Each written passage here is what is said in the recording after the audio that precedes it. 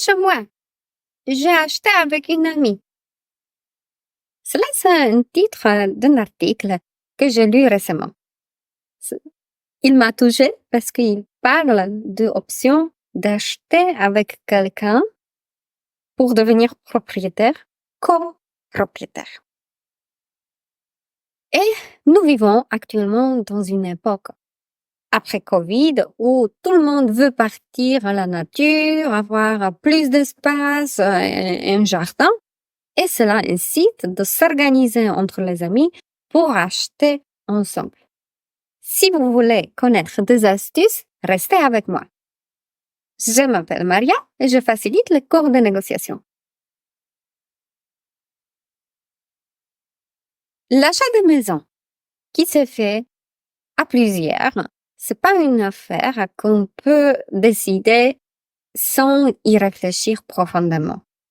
Et une affaire à long terme, c'est un engagement, c'est quelque chose qui va lier plusieurs sujets, pas uniquement amitié et oui, on se sent bien ensemble, on passe un week-end super, on sort prendre une bière tous les soirs jeudi. Alors, on va se lancer, on va acheter une résidence secondaire, comme ça on a où partir en vacances avec nos enfants. Et en fait, non. Ça peut être que l'aventure qui semble merveilleuse, elle n'y n'est pas. Et pourquoi ça se passe comme ça? Comme dans chaque affaire, il y a les pros et les contre. Et dans la suite de ces vidéos, on va entendre pourquoi c'est comme ça. Pour vous donner un peu plus de contexte, les statistiques disent que entre les années 2015 et 2022, il y a les prix des maisons qui ont augmenté de 34% et les prix des appartements en 27%. Cela pourrait nous surprendre parce que, waouh, il y avait le Covid, alors il n'y avait pas autant de revenus, il y avait des gens qui se sont arrêtés. Comment ça, les prix, ils ont flambé comme ça? Et même pour les appartements? Oui. La conjoncture change, l'économie change, les gens veulent avoir le sens de stabilité et de sécurité, ils investissent dans la pierre. Comment faire si moi, tout seul, je ne peux pas m'acheter un bien? Bon, facile. On se met avec quelqu'un et on fait le financement à 2, à 3, à plusieurs. Qui n'a pas vu sur Facebook les offres d'organiser un écolieu ensemble où on sera une quinzaine et tout va être dans une façon très responsable, éco-responsable, avec les toilettes sèches, avec la cuisine qui est au feu, le chauffage qui est fait par la toute nouvelle poêle au bois, par exemple. Poêle à bois. Tout ça pour vous dire que les gens, dans le passé, se sont lancés, maintenant ils se lancent et dans le futur, ils vont se lancer. Nous avons besoin, quelque part, où dormir. Et oui, on peut devenir un hippie, on peut aménager un van et se bouger et dormir uniquement dans les vannes. Cependant, est-ce que ce n'est pas plus confortable dans une maison? Est-ce que pour les enfants qui ont besoin d'aller à l'école, c'est possible d'être dans un van si c'est pas une école de maison? Est-ce que pour n'importe quelle raison, les maisons vont disparaître et tout le monde va habiter dans le van? Non. Tout cela pour vous dire. N'importe quelle est votre décision. Est-ce que vous voulez acheter un van à 2 ou une maison à 2? Ça deviendra une affaire. Ce n'est plus une colocation où on s'engage à court terme. On a un bail de location, on peut le résilier avec un mois de préavis, on paye une caution un mois et c'est tout ce que cela nous coûte. Une maison, surtout une maison, c'est une affaire qui est grande et engageante à long terme. Si vous prenez un crédit, il faudra prouver que vous avez la capacité de financement. Comment savoir si nous sommes prêts à investir à plusieurs? Bon. Voyons des avantages. Si on veut investir à plusieurs, ça veut dire que quelque part, on veut avoir, par exemple, chacun son espace propre privé, sa chambre, mais la boulangerie, par exemple, elle peut être commune. On peut faire sa lessive tous ensemble mélangés. Comme ça, on n'a pas besoin d'acheter 5 machines à laver. On peut en avoir une et on partage cette tâche-là. Pareil avec une perceuse. S'il y a les travaux à faire, il y a un peu de rénovation, il y a bricolage à la maison, vous n'avez pas besoin d'acheter 5 perceuses, ça suffit une et quelqu'un qui sait l'utiliser. D'autres choses à se souvenir, c'est la gestion de tâches et gestion de copropriété. Peut-être quelqu'un de vous, il est plus à l'aise avec le bricolage, et quelqu'un d'autre avec la cuisine, quelqu'un d'autre avec jardinage, quelqu'un d'autre avec gestion administrative et structurer toutes les factures qui viennent à payer, pour quand et pour combien.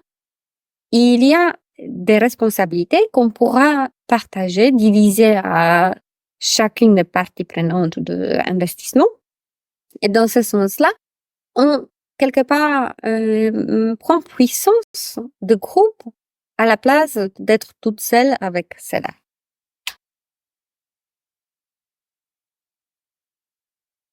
Un autre avantage d'être dans une maison à plusieurs, c'est la possibilité de lier les fortes relations humaines.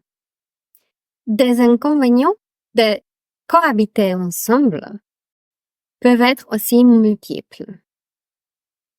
Une des choses qui me vient à l'esprit, la plus grave, qui demande un peu plus de temps à y réfléchir, c'est la divergence sur vos valeurs. Quelles sont mes propres valeurs et quelles sont les valeurs de quelqu'un d'autre?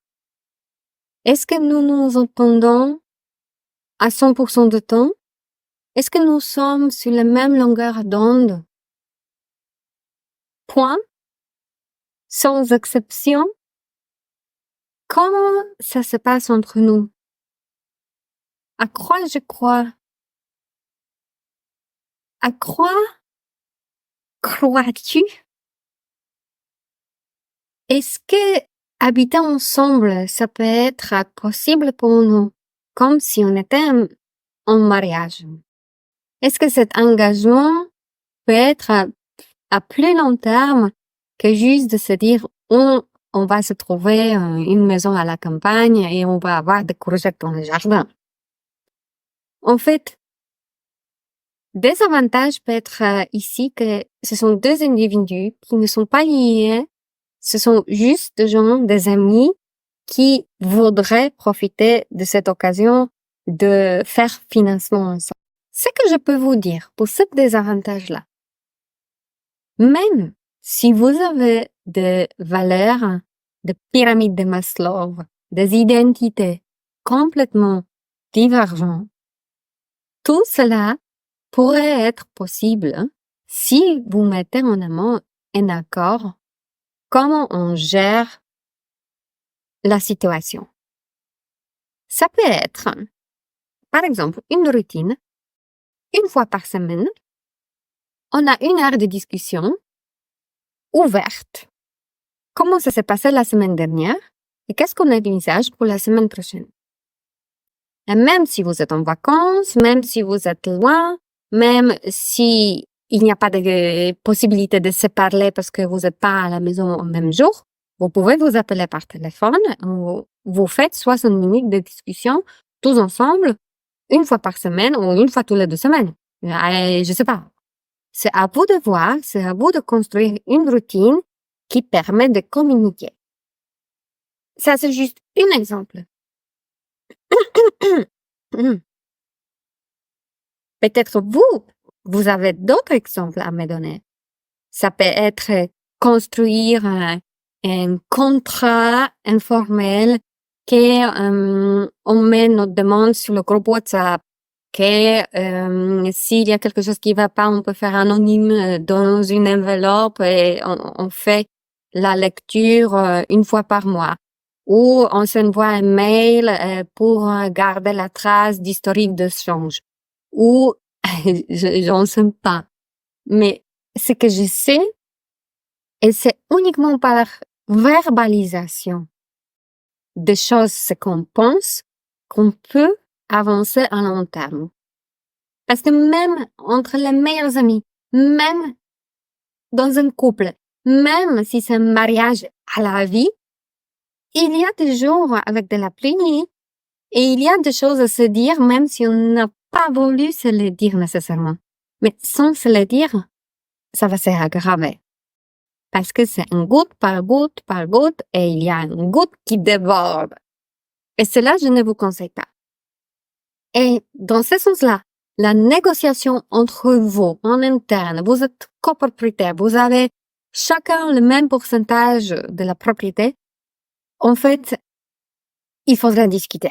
Il n'y a pas meilleure façon à se comprendre.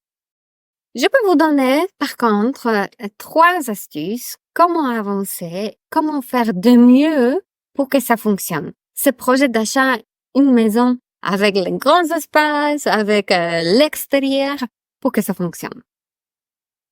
Première chose, si vous envisagez à le faire ensemble, demandez au notaire de vous donner des pistes. L'accord, quelle nature de l'accord devrait être la meilleure pour vous? Est-ce que créer une société SCI? Est-ce que vous faites copropriétaire avec le pourcentage qui sont égales pour tout le monde? Est-ce que vous créez les divisions ou pas? Comment ça va se passer si quelqu'un veut se désister après 12 mois? Après 24 mois, après 5 ans, après 10 ans. Comment vous faites au niveau de l'héritage? Est-ce qu'il y a des enfants qu'il faudra prendre prendre en compte parce que ce sont des mineurs de quelqu'un? Et si quelqu'un n'est plus là, il y aura des enfants avec qui il faudra discuter. Tout ça pour vous dire que ce sont les notaires qui savent gérer des choses de ce genre. Aidez-vous et posez des questions au notaire. Astuce numéro 2. Partez en vacances ensemble. Avant de se lancer en une grande aventure, vous pouvez utiliser Airbnb ou Arbitel. Ce sont des plateformes qui permettent de louer une propriété pendant 1 semaine, 2 semaines, 1 mois. Vous prenez vos enfants, vous prenez des gens qui sont concernés, tout le monde qui viendra vivre potentiellement sur cette toit, et vous voyez comment ça se passe entre vous. Parce que je comprends que c'est, par exemple, 3 mères célibataires qui voudraient acheter ensemble, mais il y a une garde partagée des enfants et toutes les 2 semaines, il y a un autre enfant qui arrive sur le même toit. Et il faudra tester qu'est-ce qui se passe, est-ce que les enfants se comprennent, est-ce que vous comprenez les enfants des autres, comment vous gérez les situations si il y a d'éducation à prendre en compte. Parce que ça peut être que quelqu'un veut élever son enfant avec des règles, je sais pas, religion X. Quelqu'un n'est pas croyant et en fait la religion ça les gêne. Et quelqu'un demande de élever les chaussures avant de monter dans la maison et quelqu'un d'autre non, ce n'est pas grave. On peut regarder la télé en mangeant et chez quelqu'un d'autre non. La façon comment on veut éduquer nos enfants, c'est différent pour chaque famille. Et cela, vous allez voir uniquement si vous êtes sur le même toit pendant plusieurs jours.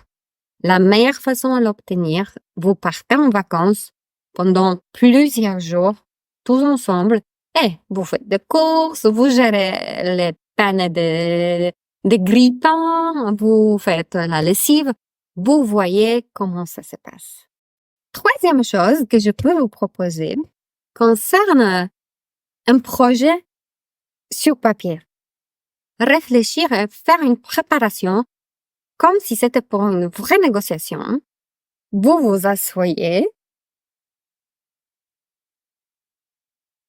et vous faites une analyse SWOT.